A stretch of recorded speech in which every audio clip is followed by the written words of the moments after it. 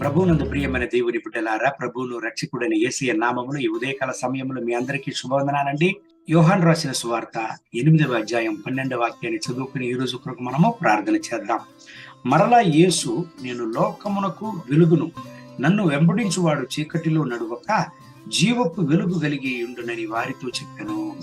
ప్రియమైన దేవుని బిడ్డలారా, ప్రభు అయిన యేసయ్య యోహాను రాసిన సువార్త 8వ అధ్యాయం 12వ వాక్యంలో ఆయన మాట్లాడుతున్నాడు. చూడండి, దేవుడు ఈ లోకానికి వెలుగుగా ఉన్నాడంట. ప్రభు అయిన యేసయ్య ఈ లోకానికి వెలుగుగా ఉన్నాడంట.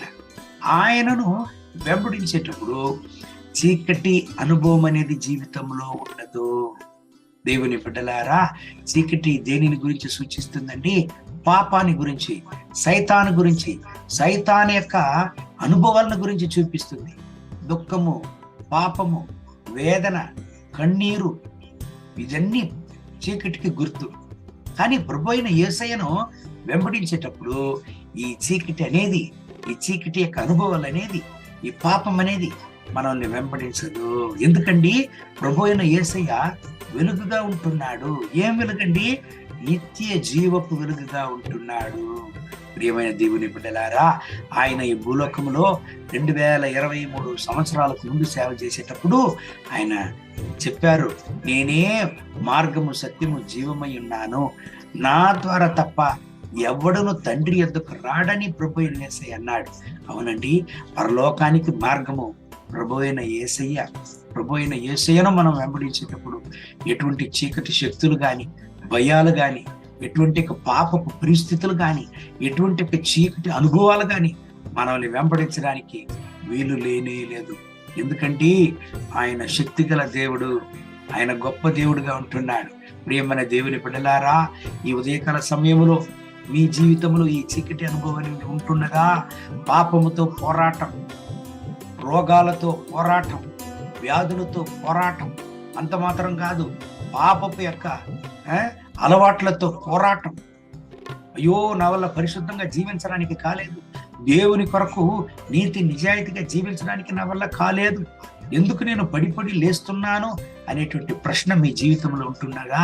ప్రియమైన దేవుని బిడ్డలారా, ప్రభు అయిన యేసయ్యను మన సొంత రక్షకుడుగా మనం అంగీకరించినప్పుడు పాపము చేయడానికి యేసయ్య మనల్ని అనుమతించాడు. ఈ లోకానుచార కార్యాలు మన జీవితంలో రావడానికి అనుభవించడు. ఎందుకంటే దేవుడే చెప్పున్నాడు, చూడండి, నన్ను వెంబడించు వాడిలో చీకటి ఉండదని.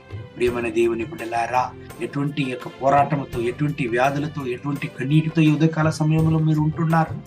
దేవుడు మీ కన్నీటిని మార్చను, మీ పోరాటాన్ని మార్చను, నీ ఆత్మీయ జీవితంలో ఉండేటువంటి యొక్క ప్రతి ఒక్క యుద్ధాన్ని మార్చి దేవుడు నీకు జయాన్నిచ్చి ఆయన వెలుగుతూ మిమ్మల్ని నింపును. ఈ వాక్యాన్ని బట్టి దేవుడు ఈ రోజంతా మిమ్మల్ని ఆశీర్వదించి నడుపును గాక. కళ్ళు మూసి ప్రార్థన చేద్దామండి. ప్రభు అయిన యేసయ్య, ఈ ఉదయకాల సమయంలో మీ సన్నిధిలో మేము వస్తున్నాం. ఇదిగో ఈ ప్రార్థనలో ఏకీపించి ప్రార్థించే ప్రత్యేక దేవుని బిడ్డల కొరకు ప్రార్థన చేస్తున్నాం. మీ కృప కనికరాన్ని బిడ్డల పైన దించండి, ముట్టని సాయించండి, దీవించండి, అగ్నిజ్వాలగా మార్చండి. మీరు రక్త పొట్ల దాచుకోండి నాయన. వీళ్ళ జీవితంలో ఉండేటువంటి ఎక్కడైనా చీకటి పోరాటాలు నాయన, ఓ వేదనలు నాయన, ఎటువంటి లోకానుచారమైనటువంటి యొక్క పోరాటాలు ఈ బిడ్డలకు విరోధంగా వస్తున్నా, ఇప్పుడే వాటిని నిర్మూలించండి. సంపూర్ణమైన విడుదలని వాళ్ళకి, ఆరోగ్యాన్ని, ఆశకాలను, ప్రతి ఒక్క చీకటి శక్తి యొక్క స్వభావాలు ఈ బిడ్డల్ని వదిలి వెళ్ళిపోనుగాక, నిర్మూలమవునుగాక. మీ యొక్క వెలుగుతో వీళ్ళని నింపండి నాయన. వీళ్ళ కష్టాలు, దుఃఖాలు, వేదనలు, రోగాలన్నీ మారిపోనే నా దేవ. వీళ్ళ దుఃఖాన్ని సంతోషంగా మార్చండి. మీ కృప కనికరం, ప్రసన్నత, అప్రగతిని దిగిరాని. మహిమ, ఘనత, స్తుతి మీకే. యేసయ్య నామములో వేడుకుంటాం మా ప్రియ పరలోకం.